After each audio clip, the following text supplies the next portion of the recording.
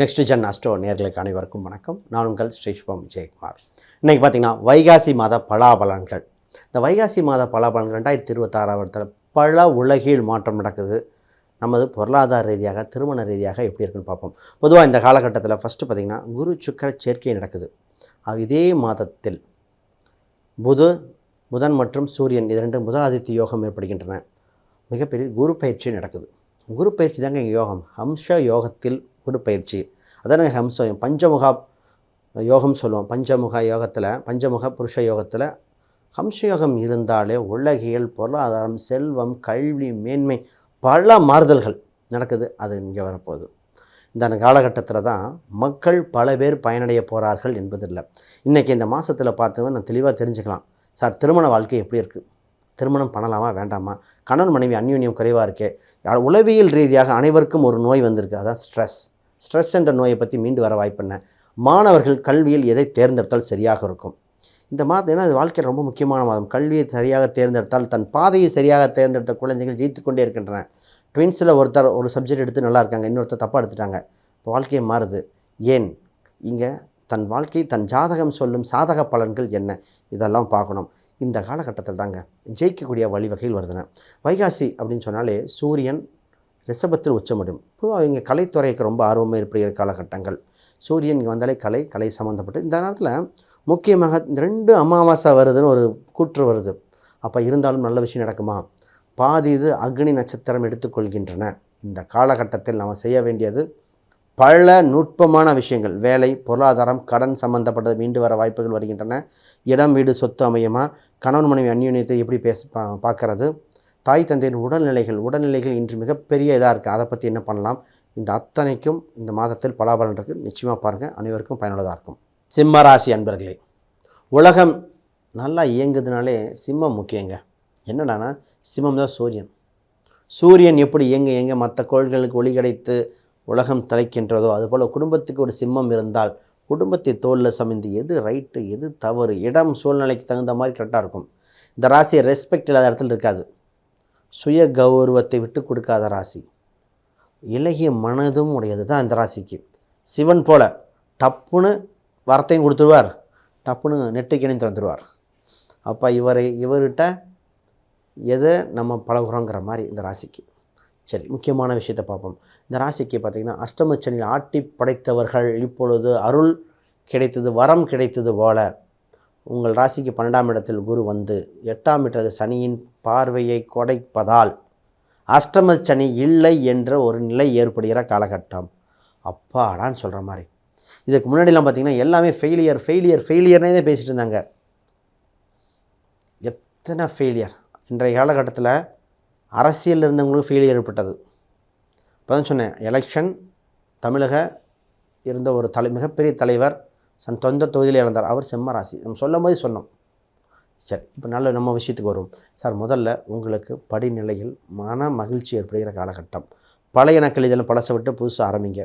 முதல் நான் உங்களுக்கு சொல்ல வேண்டியது, நட்பு வட்டாரங்கள் அதிகரிக்கும். திருமண பந்தங்கள், காதல் சம்பந்தப்பட்ட விஷயங்கள் நல்லாயிருக்கு. திருமணம் இல்லைன்னு சொன்னவங்களுக்கு திருமணம் வாய்ப்பு வந்தாச்சு.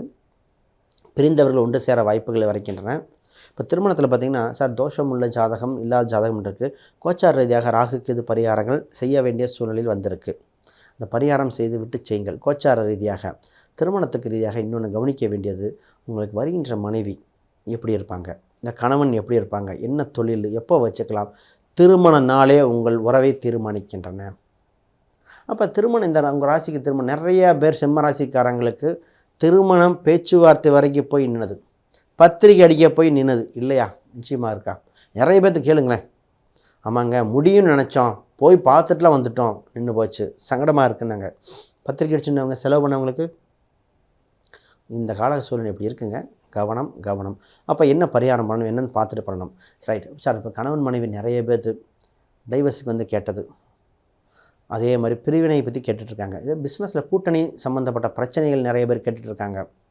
அப்பொழுது ஒரு சில வழிபாடுகள், கோயில் பரிகாரம் பண்ணணும், கவனமாக கையாள வேண்டியது. இப்போ உங்களுக்கு ப்ளஸ் பாயிண்ட் என்னன்னு சொல்லிடுவோம். சார், தனித்து நினைப்பீங்க, யார் இருந்தாலும் இல்லைனாலும் தனித்து ஜெயிக்கக்கூடிய சூழ்நிலைகள், உங்களுக்கு மன தைரியம் அதிகரிக்கக்கூடியது, தவற விட்ட வாய்ப்பை சரி செய்யக்கூடியது, உங்கள் நல்லவர் யார் கெட்டவர் யாருன்னு புரிகிற காலகட்டங்கள், தொழில் ரீதியாக, வேலை ரீதியாக நிறைய பேருக்கு பார்த்திங்கன்னா வேலை இருக்குமா இருக்காதா, அப்படி வேலை இல்லாதவங்க வேலையில் இருக்கும், வேலையில் இருக்கவங்க புது மாறுதல் ஏற்படும். இந்த வேலையில் ஒரு விஷயத்தை சொல்லிடுறேன் சார்.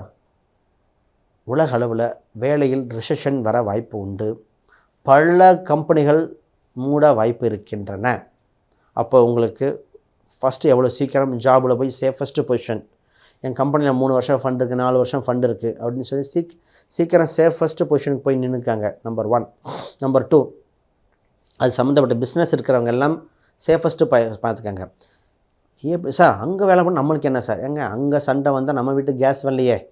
ஈரானில் பிரச்சனைக்கு இஸ்ரேல், ஈரான், அமெரிக்கா பிரச்சனை, நம்ம வீட்டுக்கு எங்கே கேஸ் வரல? அப்போ செயின் ஆஃப் லிங்க். அப்போ ஷேர் மார்க்கெட்டில் நிறைய பேர் முதலீடு பண்ணியிருக்கீங்க, கவனம். அப்போ நகை விலை மிகப்பெரிய உயரத்தை தொடங்கி போகின்றன. இப்போ இதெல்லாம் பார்த்துக்கணும். இத்தனை ரியாக்ஷன் இதில் இருக்குது. அப்போ வேலையில் கவனமாக சேஃபஸ்ட் பொசிஷன் போய்க்குவது ரொம்ப ரொம்ப முக்கியம். பிஸ்னஸ் பண்ணலாமா? பிஸ்னஸ்னு எது ரிலேட்டடான பிஸ்னஸ்ன்னு பார்க்கணும். அப்போ ஒரு கார்ப்பரேட்டை ஒட்டி அதை வெளிநாட்டு வருமானத்தை ஒட்டி இருக்கிற பிஸ்னஸ் கரெக்டாக இருக்குமா? பிஸ்னஸில் கவனமாக தேர்ந்தெடுக்க வேண்டியது. சார் பிஸ்னஸ் யோகம் இருக்குன்னு கோல்டன் ஆப்பர்ச்சுனிட்டி உண்டு, சரியாக பயன்படுத்த வெற்றி வாய்ப்புகள் இருக்கின்றன.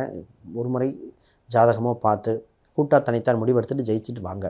இந்த நேரத்தில் சொல்ல மாணவர்கள் கல்வியில் என்ன கல்வி எடுத்தால், என்ன சப்ஜெக்ட் எடுத்தால் என் பையன் ஜெயிப்பான், என்ன சப்ஜெக்ட் எடுத்தால் வாழ்க்கை நல்லாயிருக்கும். எல்லாத்துக்கும் மருத்துவம் செட் ஆகாது, எல்லாத்துக்கும் கம்ப்யூட்டர் செட் ஆகாது, எல்லாத்துக்கும் பேங்கிங் செட் ஆகுது.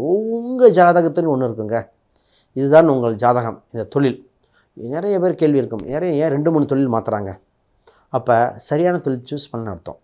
ஒரு சில ஃபஸ்ட்டு லாஸ்ட் வரைக்கும் ஒரே தொழில் இருப்பாங்க. நிறைய பேருக்கு நான் 3 வருஷம் இந்த தொழிலில், 3 வருஷம் இந்த தொழிலில், 3 வருஷம்.